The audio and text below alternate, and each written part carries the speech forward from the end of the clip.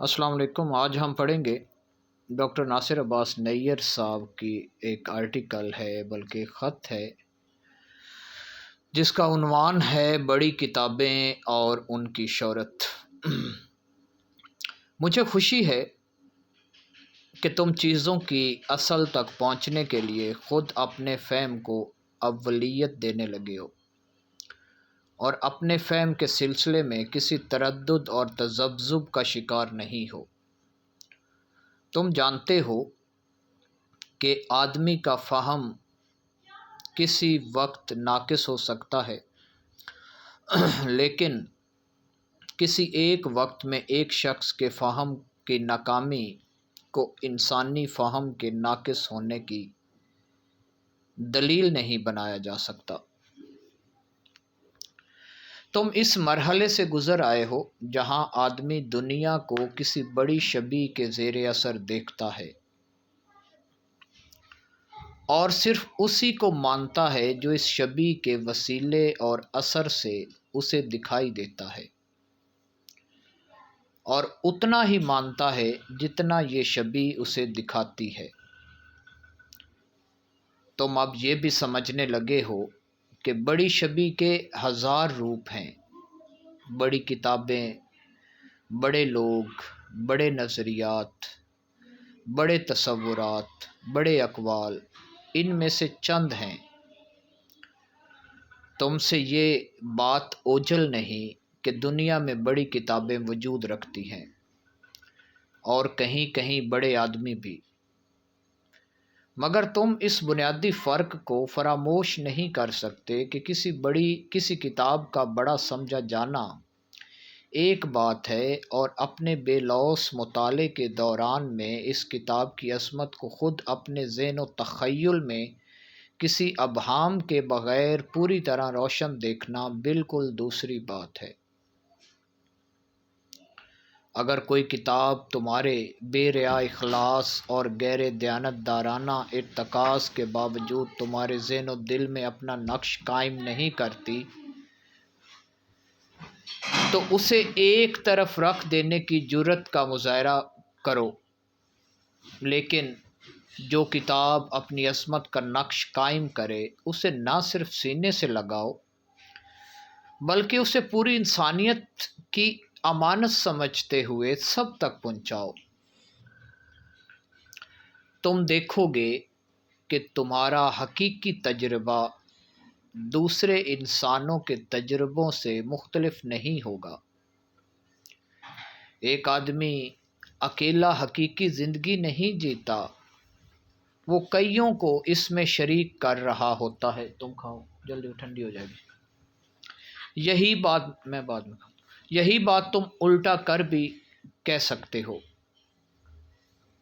چیزیں اپنی اصل میں کیسے بڑی ہیں یہ جاننے کے لیے چیزوں کو اپنی نظر سے دیکھو اور اپنے ہی فہم سے سمجھو۔ ان کی شہرت، ان سے متعلق ہر طرح کی آراء کو ان سے الگ کر کے دیکھو۔ میں یہ نہیں کہتا کہ دوسروں کی آراء ہمیشہ غلط ہوتی ہے یا دوسرے لازماً سچائی میں ملاوٹ کے مرتکز ہوتے ہیں۔ بلا شبہ کچھ بے ریا لوگ ہر زمانے میں ہوتے ہیں، مگر وہ اکثر کم گو ہوتے ہیں۔ تمہیں انہی کو تلاش کرنا ہے۔ خیر، میرا کہنا فقط اتنا ہے کہ تم کسی کتاب، آدمی، نظریے، تصور کی اہمیت کو صرف اس وقت قبول کرو جس وقت تمہارا ذہن قائل ہو اور دل گواہی دے۔ اس بات کو یقینی بناؤ کہ اس وقت تمہارا ذہن و دل اپنی بہترین صلاحیتوں کے سوا کسی اور کے غلبے اور اثر میں نہ ہو۔ جانتے ہو انسانی ذہن اور دل کس وقت اپنی بہترین صلاحیتوں کا مظاہرہ کر سکتے ہیں؟ صرف اس وقت جب وہ دو چیزوں سے یکسر خالی ہوں: خود تمہارے سابق تجربات، جذبات، تصورات کی مداخلت سے اور گزرتے وقت کے احساس سے، حسد، رقابت، تعصب، احساس کمتری، کوئی مخصوص آئیڈیالوجی، یہ سب ہمارے سابق تجربات و تصورات ہیں، اور ہمارا قید خانہ، ان کی مداخلت ہمیں خود اپنے قید خانے کی تاریکیوں میں بھٹکاتی ہے اور کسی شے کی اصل تک پہنچنے نہیں دیتی۔ اسی طرح وقت کے گزرنے کا مسلسل احساس ہمارے ذہن میں تغیر پذیری اور فنا کے احساسات کے ایک ایسے ملغوبے کو جنم دیتا ہے کہ ہم کسی چیز کے حسن کو سرا نہیں سکتے اور اس سے وابستگی اختیار نہیں کر سکتے۔ درست کہ سب فنا ہونے والا ہے، مگر وقت کی گزران کا غلبہ آفرین احساس ہمیں فنا کی حقیقت کو قبول کرنے اور اس سے ہم آہنگ کرنے سے زیادہ اس کے خوف کے زیر اثر رکھتا ہے۔ سوچو، ذہن اگر خوف ہی سے نبرد آزما رہے تو وہ کسی معمولی شے ہی کو کیوں کر سمجھ سکے گا؟ چی جائے کہ عظیم کتابیں رفتہ رفتہ تمہیں یہ اندازہ ہوگا کہ عام کتابوں سے لے کر بڑی کتابوں تک کو سمجھنے والے کتنے کم رہے ہیں۔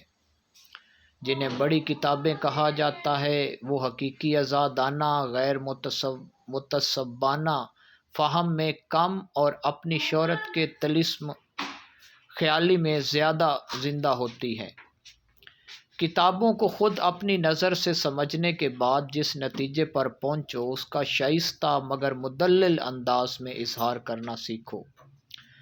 تم دیکھو گے کہ شائستگی اور دلیل کی مدد سے تم ہر بات کہہ سکتے ہو۔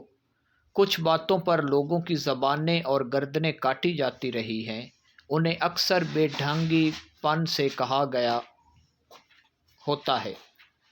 ناصر عباس نیّر، نئے نقاد کے نام، خطوط سے اقتباس۔